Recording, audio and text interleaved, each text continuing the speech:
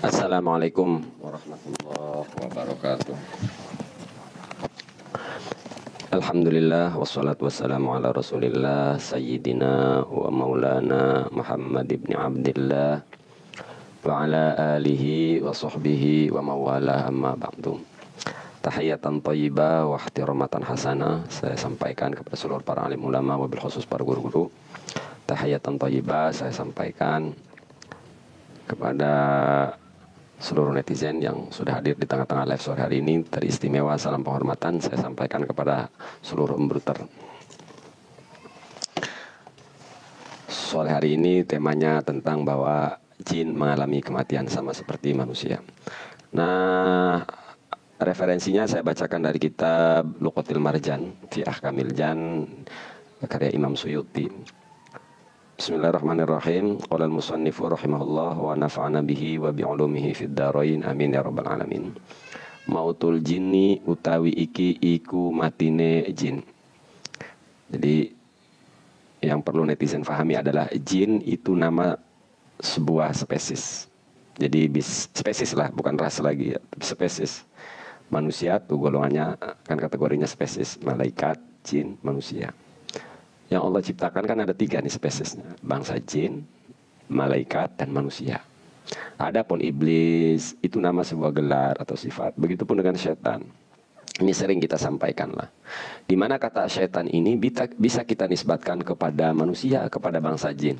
Jin yang anid marid, yang memberontak, yang melawan perintah Allah itu disebut setan. Pun demikian juga manusia. Ketika manusia melakukan dosa itu manusia lagi menjadi setan. Kullu ma'siyatin mansubatun ila syaiton. Setiap perbuatan maksiat itu dinisbatkan kepada setan. Gitu. Berdasarkan firman Allah Subhanahu wa taala, wa kadzalika ja'alna likulli nabiyyin aduwa syayatinal insi wal jin. Nah, karena jin itu spesies seperti halnya juga malaikat dan manusia, maka jin mengalami kematian. Jadi artinya jin itu sama dengan manusia memiliki roh. Demikian pun malaikat. Jadi malaikat yang sudah jismun latif itu sama memiliki roh. Jadi kelak di yaumil qiyamah semuanya akan mengalami kematian, termasuk malaikat Israel itu sendiri, malaikat pencabut nyawa. Pahami di situ ya. Nah, oleh karenanya roh ini lebih latif, benar-benar ghaib. Jadi langsung saja ini ya saya bacakan kitabnya. Mautul jinni utawi iki iku kematiane jin. Wa akhraja ibnu Abid Dunya wa ibnul Jauzi an Yahya ibni Abdurrahman al-Qusri. Qala haddasatni imra'atu Khulaidin an Khulaidin qol kuntu qaiman usolli ana sapa isun qaiman iku kang jumeneng usolli hale salat isun faqara'tu hadhil ayata mangkang waca isun hadhil ayata ing ikilah ayat kullu nafsin dha'iqatul maut wa raddatuha miraran. Kata Khulaid diceritakan kepada istrinya, lalu istrinya bercerita kepada Abdurrahman, sampailah menyebar, sampailah kepada Ibnu Abid Dunya. Langsung artinya referensi ini ya.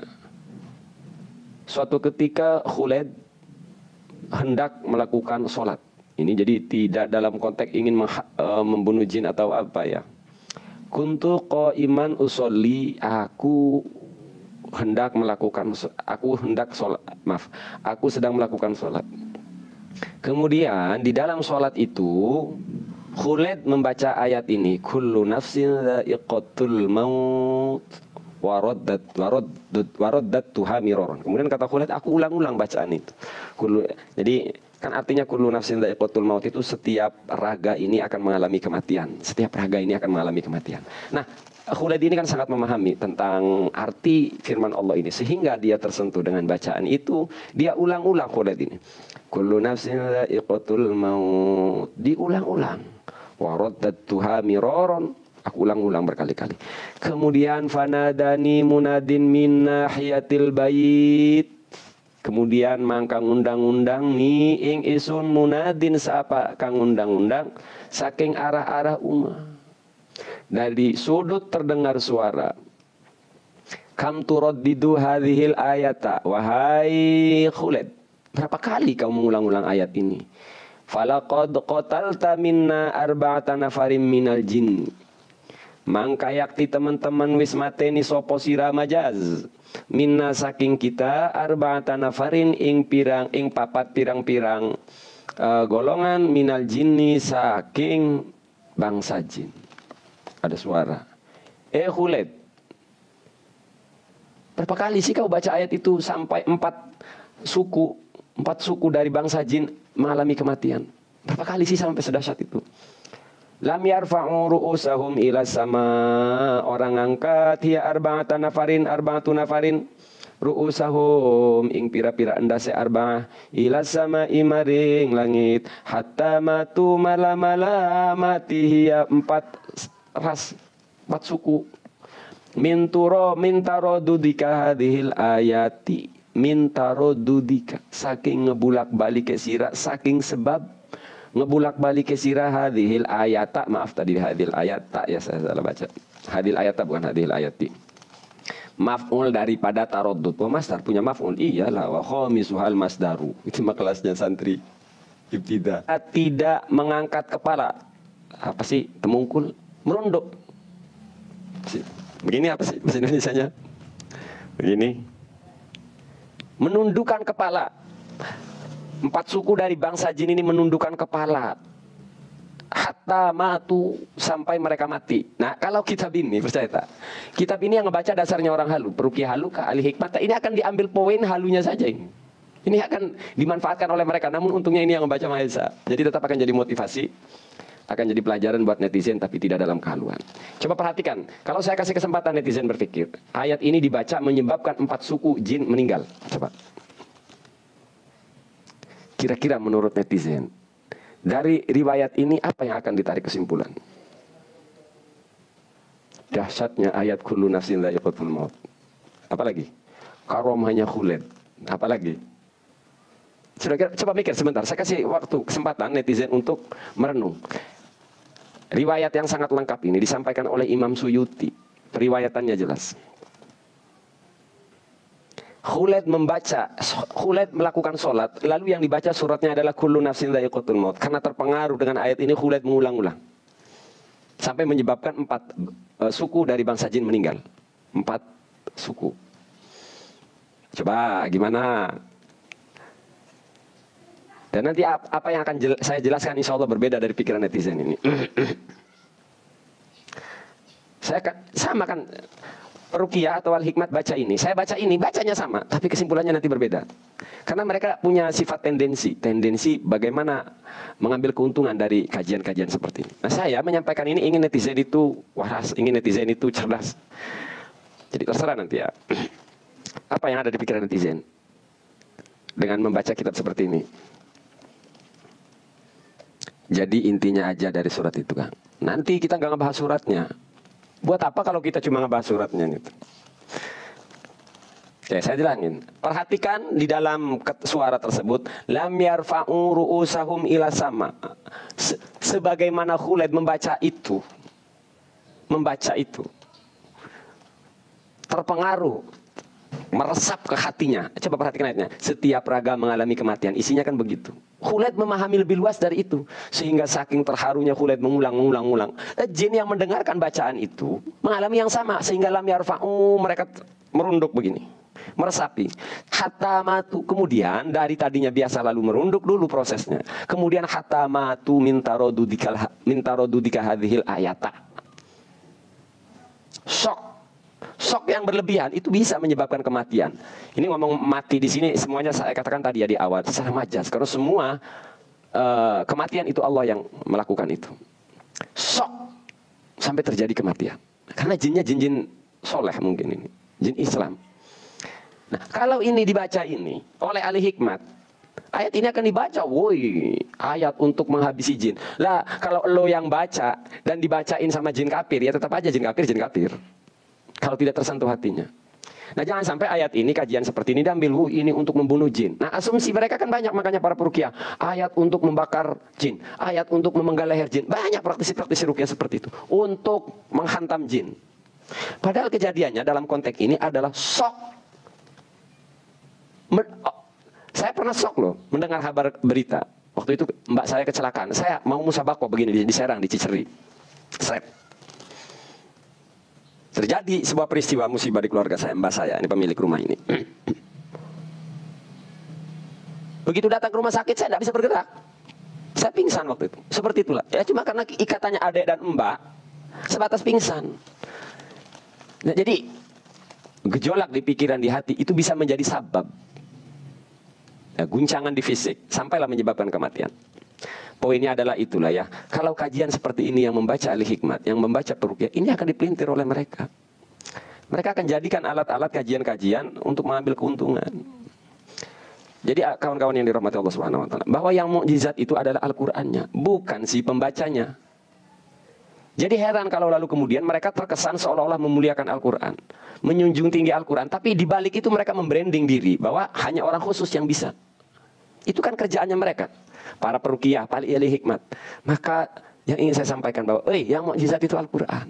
Yang baca siapa kek, kepada siapa kek. Waktu itu Sayyidina Umar radhiyallahu anhu lagi marah, ngedengerin Al-Quran tuh lunak. Saya pernah waktu itu calon kades ya. Ada pengkhianat dipeluk oleh kakak sepupu saya yang waktu itu memenangkan kepilihan kepala desa. Ngamuk saya waktu itu, tak terima saya. Itu dibacain Al-Quran malah kita lagi ngamuk. Lunak yang ngebacain uak saya, Kiai Sepuh di sini. Bapaknya si calon kades waktu itu.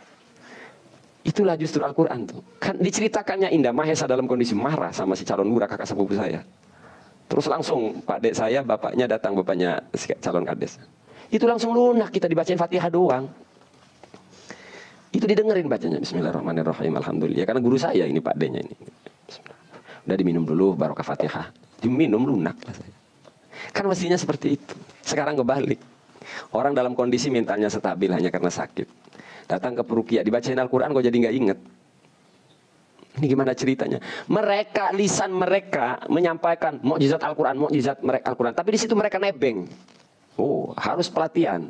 Orang khusus. Disitulah saya menyebut para peruqyah halu ini, para pelacur agama. Orang yang membisniskan ketakutan. Yang saya sebut peruqyah halu. Ya, saya katakan mereka pelacur agama. Jadi gitu kawan-kawan yang dirahmati Allah Subhanahu wa taala. Sama, baca kitabnya sama. Cuma yang nyampein beda. Sama mereka membaca ibarat. Inna ruhaniyatal Ghazali takhduru inda qiraati musannafatihi. Imam Ghazali ruhanianya hadir ketika karyanya dibaca. Ketika kitabnya dibaca.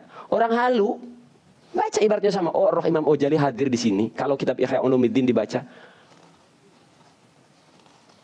Kalau karyanya Imam Ghazali dibaca, rohnya Imam Ghazali hadir. Itu orang halu. Mahesa baca ibarat yang sama beda. Spirit Imam Ghazali hadir, muncul ketika kitabnya dibacakan, termotivasi. Luar biasa. Tuh spiritnya itu yang hadir di pembaca dan di pendengar. Bukan malah rohnya nongkrong ikut pengajian. Bukan rohnya nongkrong menyimak pengajian, bukan gitu. Spiritnya, kesemangatannya Imam Ghazali kan termotivasi. Coba aja orang nyanyiin lagu Syarukan. Spirit Syarukan, karakter Syarukan itu ada hadir kepada pembacanya. Tujuh merah berdikta, gitu loh. Syarukan gayanya begini nih. Tujuh merah berdikta. Orang nyanyi ini tuh bawaannya pengen spiritnya itu nongol. Karakter Rahulnya itu nongol. Gitu. Oh, ini diartikan lain. Imam Ghazali karyanya dibaca, rohnya nongol, hadir katanya. Lah kalau di dalam satu waktu yang sama ada pondok, 1000 pondok membaca Ihya Ulumuddin, rohnya nyebar Imam Ghazali. Sibuk kali roh Imam Ghazali ngadirin. Ngaji ya ngaji. Spirit, kesemangatan Imam Ghazali. Coba orang pendosa aja baca karyanya Imam Ghazali tersentuh hatinya. Timbul rasa keinginan seperti Imam Ghazali. Gitu. Bukan rohnya nongkrong ikut hadir. Ibaratnya sama, kitabnya sama. Yang ngebacain orang halu jadinya halu. Pun sama ini. Saya ulangi sekali lagi karena ini ada yang baru hadir ini ya. Saya bacakan sekali lagi ini ya. Tenang, yang kedua kali pun membacakan Anda tetap dapat barokah kitab. Bukan barokah Mahesa. Mahesa nggak punya barokah untuk diberikan kepada netizen. Wa akhraja Ibnu Abi Dunya khiyatil baiti saking ara-ara ummah kam turaddidu hadhil ayata ing pira ngebulak-balik sapa sira utawi pira iku ngebulak-balik sapa sira. Ini macam-macam ya. Beda tempat, beda-beda cara baca kitab. Pirang ngebulak-balik sira hadhil ayata ing ikilah ayat falaqad qatalta Banyak orang yang terjebak di ibarat-ibarat seperti ini. Kalau yang membacanya peruqyah, falaqad qatalta. Nah, kalau yang bacain peruqyah lu, ahli hikmat, ini ayat untuk membunuh jin. Padahal konteksnya kitab ini menjelaskan jin mengalami kematian. Lalu Imam Suyuti menyampaikan riwayat ini. Falaqad qatalta minna arba'atan nufurin minal jinni. Mangka yakti teman-teman ngebaca mateni sopo sira saking kita ing 4 pira-pira golongan saking jin. Lam yarfa'u ru'usahum ila sama, orang angkat hia 4 golongan ing pira-pira endase patang golongan ila sama i maring langit. Hatta matu malam-malamati hia wong golongan papat mintarodu dika hadhil ayata, saking sebab ngeulak wali kesira ngebulak balik kesira ing ikilah ayat.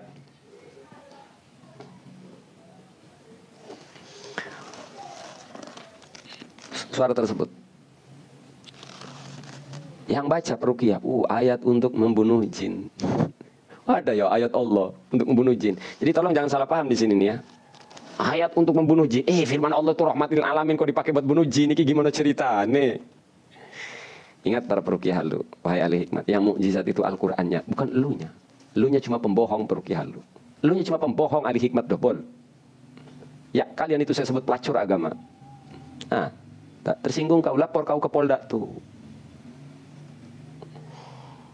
Banyak sekarang para pelacur-pelacur agama yang melacurkan agama mereka, dalil mereka, ayat mereka untuk kepentingan mereka. Gitu kawan-kawan yang dirahmati Allah Subhanahu wa taala ya. Itu saja, itu bacaan kedua kali sudah panjang kali lebar ini. Yang saya membaca tadi untuk ngulangin aja yang baru nongol. Mungkin barangkali ada pertanyaan, nanti silakan. Karena pikirannya mencari korban, ya ke haji. Karena tendensi mereka bagaimana mengambil keuntungan dari kitab-kitab seperti ini. Itu mindset mereka di situ. Kitabnya benar, cara bacanya pun benar, tapi mereka punya kepentingan bagaimana cara mengambil keuntungan dengan kajian. Sehingga setelah mereka bacakan kitabnya, mereka arahkan pikiran masyarakat agar datang kepada mereka. Harus ijazah, harus pelatihan. Maka sering saya sampaikan ini, para peruqyah halu itu mereka hanya usaha tanpa modal, kalau disingkat ustad, yang berbisnis, membisniskan ketakutan. Sekali lagi, yang disebut ahli hikmat, yang disebut peruqyah halu, mereka itu usaha tanpa modal, kalau disingkat ustad, yang berbisnis ketakutan kepada masyarakat. Kalau pendukung PIK menekan dan menakuti masyarakat dengan isu PSN, begitupun ahli hikmat dan para peruqyah halu. Mereka menyebarkan isu bahaya jin, ciri-ciri di tubuh orang kena jin. Seperti itulah. Untuk apa? Agar setiap orang kalau ada gejala datang ke mereka. Ya, peruqyah halu saya sebut pelacur agama. Yang disebut ahli hikmat saya sebut mereka pelacur agama. Ya, saya siap atas konsekuensinya. Lapor polisi silahkan. Tapi yang pasti, para peruqyah halu semuanya tukang bohong. Itu yang pasti.